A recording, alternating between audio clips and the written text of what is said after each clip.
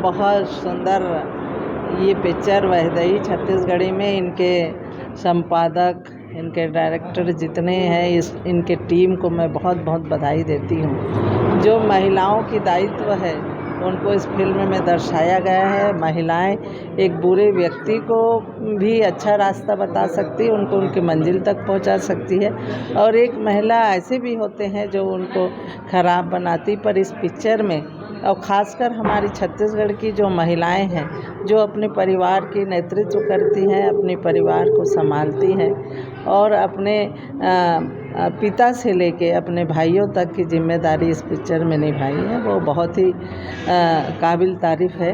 और मैं सभी इनके टीम को बहुत बहुत शुभकामनाएं और बधाई देती हूँ। हमारी सरकार ने भी भगवान राम के पूरे छत्तीसगढ़ में जैसे कि हमारे कौशल्या माता के मंदिर भी बनाए हैं, सीता रसोई भी